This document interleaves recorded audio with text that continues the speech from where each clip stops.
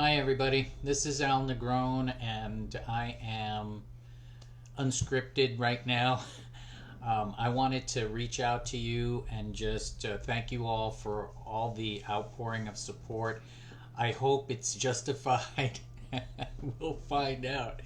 I just wanted to come before you now. I've got the timer running. I wanted to come before you now and just give you just a little tiny little bit of background because it is a story with many, many details, and you know how God is. He really knows how to weave that stuff together. And I just can't possibly go through all the details right now. So we'll figure out a way that that I can share my story in more detailed fashion later. But right now, I just want to let you know that I was born in Puerto Rico in 1957. And at that time, my dad did not marry my mom, and my mom was not able to support me, and so she sent me to New York with her aunt and uncle because she just felt like, there were more opportunities on the mainland for me than there would be in Puerto Rico. So I went with them, and I lived in Spanish Harlem. So that would have been late 50s, early 60s, through the 60s, that kind of thing. Just kind of use your imagination to figure out what, you could use Google too, to figure out what New York was like in the 60s. And then that means that I became 13 in 1970. So imagine or use Google to figure out what the 70s were like for a teenager in New York. And don't use your imagination too much. I don't want anybody to stumble. But it was a interesting, chaotic, confusing time. I did everything that I could possibly do, except needles, because I'm deathly afraid of needles. So in 1979, I am now without work towards the end of the year, December 1979. And I decided that my life had no meaning and it had no purpose and I should not be alive. So, I'm too chicken. Remember, don't like needles. So, various ways of doing away with myself just didn't appeal to me. And I wanted to just give, I was a Catholic, so I just wanted to give this unknown God of mine a chance to do me in.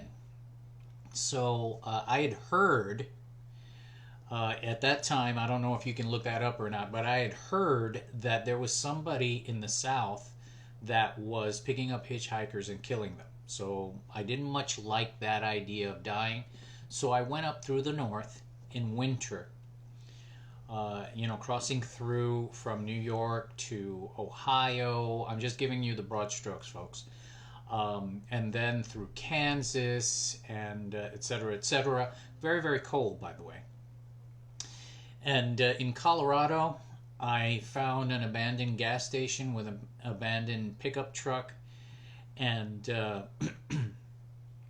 I had, before that point,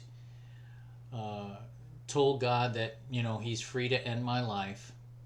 But should He decide not to do so, and allow me to see the opposite shore of the country. So we're talking about I'm leaving from the Atlantic, right? And I'm asking Him to, if he gets me to the Pacific without, killing me, then I will do whatever He says, right? So I knew that wasn't going to happen, right? It's cold, and it was cold. So anyway, I found an abandoned gas station. And I, with an abandoned pickup truck, an old pickup truck, and I just got in, curled up in the front seat. This was in Canyon City. This was in near Canyon City. Okay. If you look that up on a map, I'm sure there's a federal penitentiary nearby somewhere. Not a car in sight, so I have no hope of being picked up at this time. It's dark, I'm gonna sleep in this truck, and I know I'm not gonna wake up. So this is the end of Al, and I was cool with that. I was totally cool. So what happens next is that I feel warmth, right? And I said, well, dang, I'm burning burning up already. This must be what it feels like as you head down. And that's not to make fun of that. As a matter of fact, I will be honest with you. I'm not totally invested in the idea of a literal burning hell, but we can go on that trip some other time, not right now. At any rate, I thought to myself, well, this is, I can feel the heat, in other words. But when I opened my eyes, I was looking at the prettiest, most sparkling morning. I don't know how I survived that night. It had to have been. I wish I knew what night that was. It had to have been. So 79, look at the average mean temperature in 79 December near Canyon City, and maybe you'll get an idea. I've not even tried to do that, so maybe you can do that for me. So what happens is that now I am not changing my mind about dying. God can still bring that to pass, but I'm wondering why I'm not dead. So from there there's a way, before you get to the Great Divide, there's a road. I'm not sure if it's Punch's Pass. Again, some of these details are, sketchy, and I don't want to over dramatize or try to spin this in a way that makes it more dramatic than it actually is. But there's a way to get from Colorado straight into New Mexico. So that's what I did. And again, not much traffic where I was. And I had to go into the bushes one night and sleep in the bushes. I'm risking exposure every time I go to sleep because it's winter, folks. So it gets kind of cold in Colorado, New Mexico. So then after a while, I get to,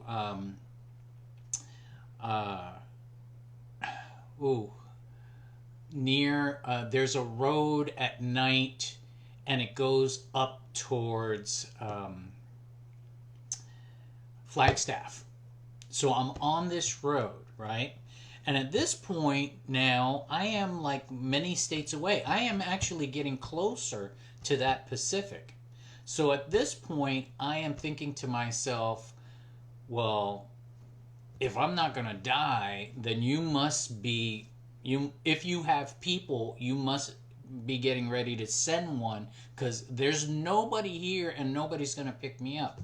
So along comes this gentleman in a pickup truck, another pickup truck, right? An old pickup truck like the one that I slept in Colorado.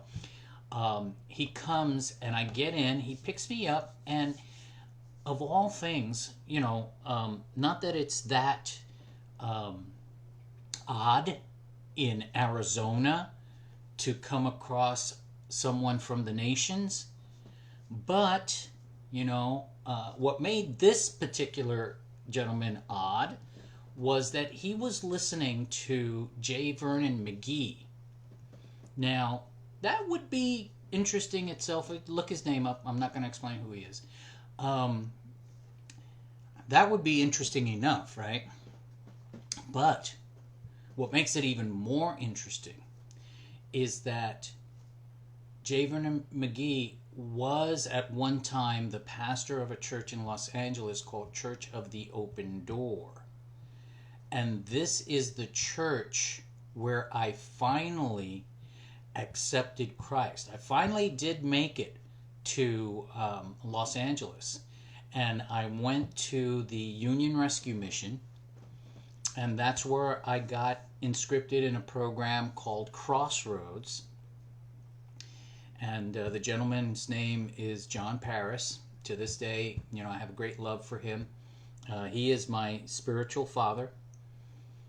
And so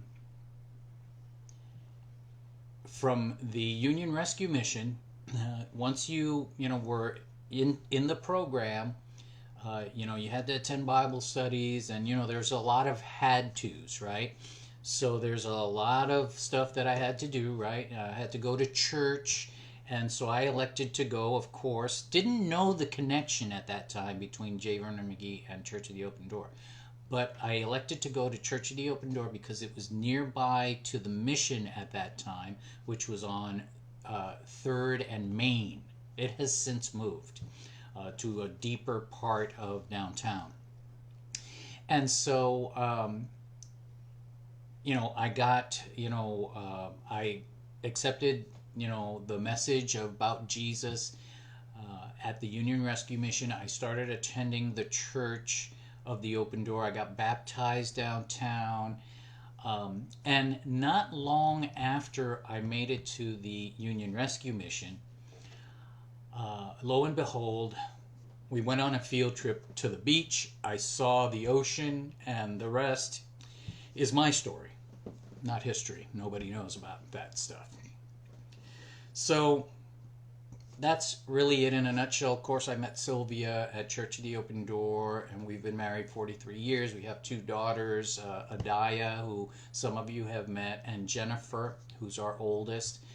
We have 5 from Jennifer and 2 from Adaya, so that's 7 grandkids. They're all in California now. And so I just wanted to take a moment to kind of introduce you to me. There's a lot of other stuff too. Like, for instance, one little detail I can throw in is that Church of the Open Door, when I got there, I had other jobs, of course, but then the opportunity to work at Church of the Open Door happened, and I can tell you there's some details even there that are weird. But I got the opportunity to work at the Church of the Open Door and as a janitor. So I'm the janitor at the historic Church of the Open Door where, among other things, R.A. Torrey, we could go on forever on this, but the Bible Institute of Los Angeles was started at Church of the Open Door, known today as Biola University. And so same church ordained me as a pastor. The same church that I was a janitor at ordained me as a pastor. So many other details, and some details I'll never tell you except unless we're in a very personal context, because they're very personal. But I find that if something is helpful, that's what God gave it to me for. So I try to share whatever I can whenever I can. I hope this is helpful to you, because I want you to know me, and I don't want you to, say, well, who is this guy anyway, and why is he starting this? So thank you so much again for praying. Some of you agreed to be administrators on the group and things like that. I'm still working my way through it, so God bless you all. And like I said before, I may change the name to the Daily Conversation just to make it separate from any other dailies that may have been before.